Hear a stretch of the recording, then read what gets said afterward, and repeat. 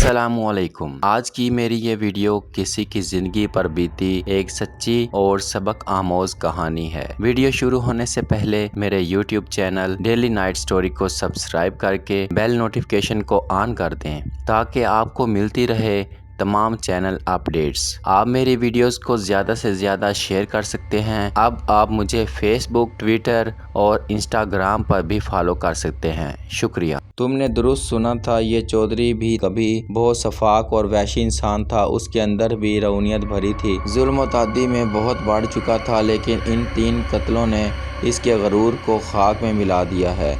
अपने आप को भी चट्टान पर मुर्दा पड़ा दिखाई देने लगा था, टुकड़ों में मुनकसम देखने लगा था। तब उसका रऊनत का घुमंड टूट गया, गांव वालों के करीब हो गया। यहाँ के लोग काज़िब नहीं हैं, रास्तबाज हैं, हौसलामंद हैं और बाहिम्मत हैं। घर में बैठे गांव वालों की बातें करते रहे कि रात हो गई और अंधेरा छा गया।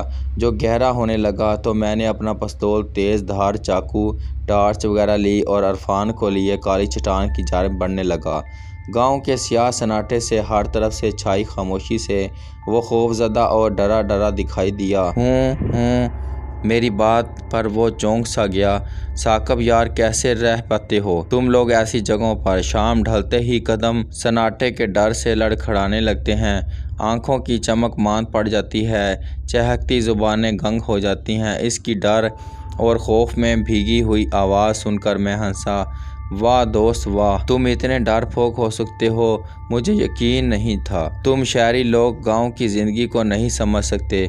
शहर में सवाए रौनकों के ऊंची ऊंची इमारतों के और है ही क्या।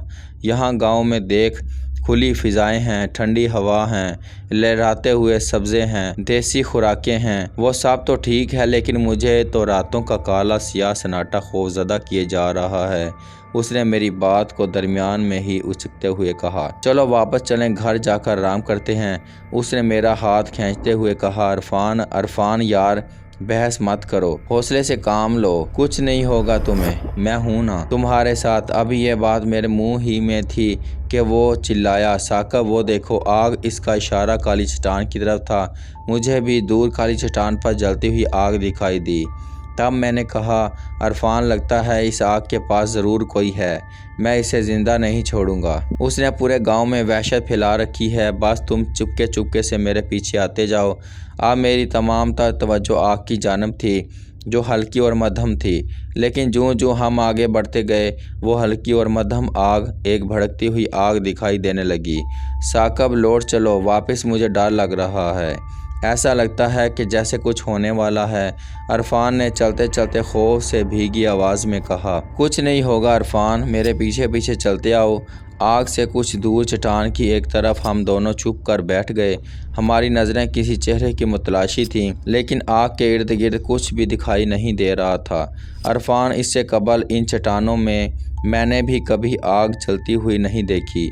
आज मेरा भी पहला मौका है, लेकिन देखना यह है क्या हम यहाँ चट्टान के पास कौन है, कौन लोगों को कत्ल करता है, कौन जिस्मों की चीर फाड़ करता है। मैंने भी अपनी हिम्मत और हौसला यकजा करते हुए कहा, साकब कोई आ रहा है, सुना तुमने? किसी के कदमों की चाप सुनाई दे रही है, चलो भागो यहाँ से, अरफान ने कांपती हुई आवाज़ में कहा। तब मैंने उसके मुंह पर हाथ रख दिया, बोलने से मना कर दिया और कहा, अरफान खामोशी से देखते जाओ, बोलना नहीं है। अपनी यहाँ मौजूदगी का इसे एहसास नहीं होने दो। मैंने इसे घूरते हुए कहा। इतने में सफ़ेद कफन में मलबूस कोई शख्स आग के करीब आता दिखाई दिया।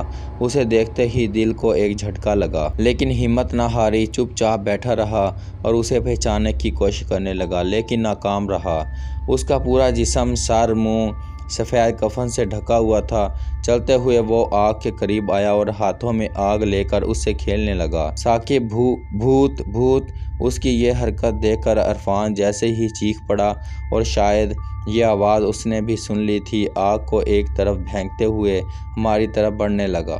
अरफान, जो कुरानी आयात ज़बानी याद हों वो पढ़ते जाओ, मैंने डरने के बावजूद भी अपने हवास बहाल रखते हुए कहा। तब अरफान ने बुलंद आवाज़ में कुरानी आयात की तिलावत शुरू कर दी। उसके इस इक़दाम से चलता हुआ कफन पोश एक जगह साकत हो गया। तब हमने कुरानी आयात का विर्द ज़बान पर जारी रखते हुए वापस दौड़ लगा दी। وہ جہاں کھڑا تھا وہیں کھڑا رہا۔ ایک آواز میرے کانوں سے ٹکرائی، ثاقب آج تو بچ کر نکل رہے ہو لیکن دوبارہ کبھی نہیں بچ سکو گے۔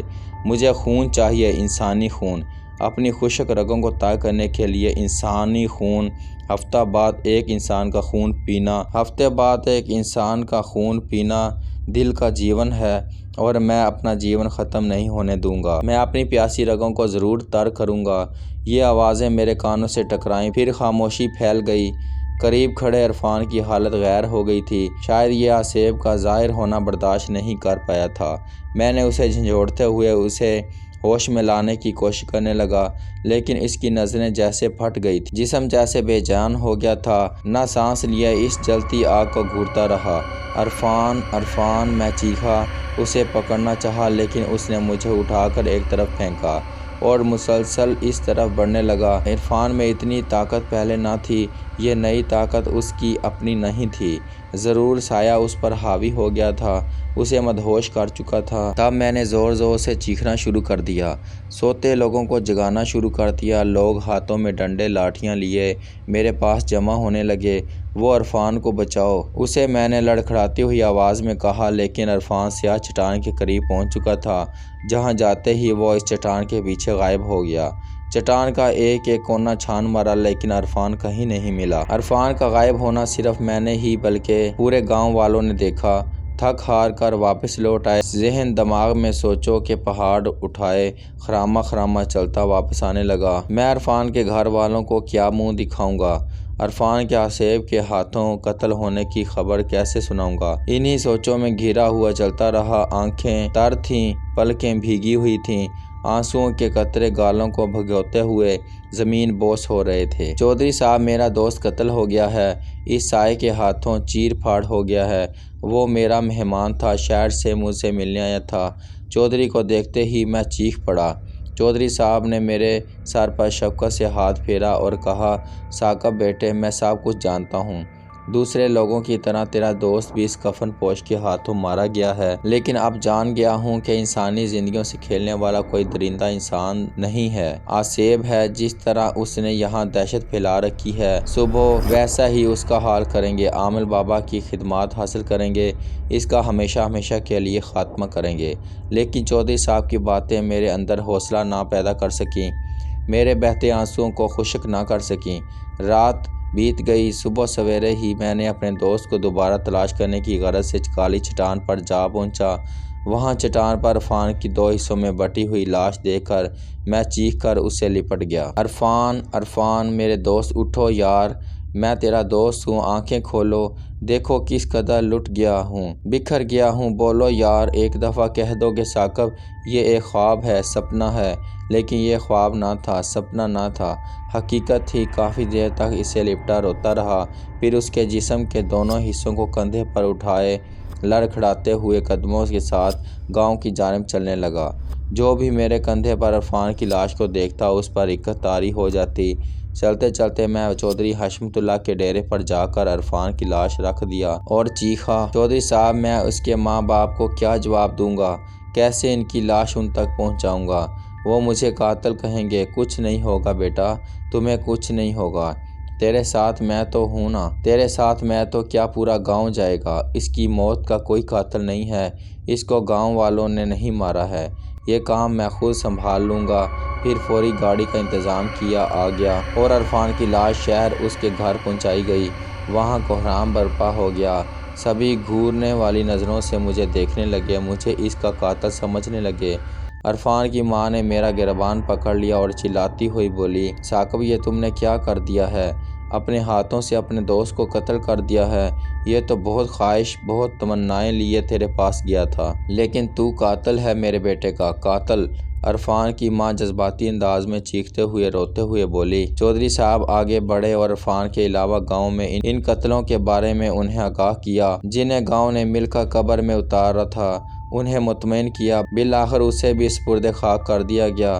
میں نے عرفان کی قبر پر ہاتھ رکھ کر وعدہ کیا کہ جب تک اس کفن پوش کا خاتمہ نہ کر لوں گا چین سے نہ بیٹھوں گا۔ شہر سے ہی عامل کو ساتھ لیا گیا اور گاؤں آ گئے۔ عامل نے اس علم سے بتایا کہ وہ کفن پوش ہفتے میں ایک بار ظاہر ہوتا ہے اور انسانی خون سے اپنے خوش رگوں کو تار کرتا ہے اور اپنی روح کو تقویت پہنچاتا ہے۔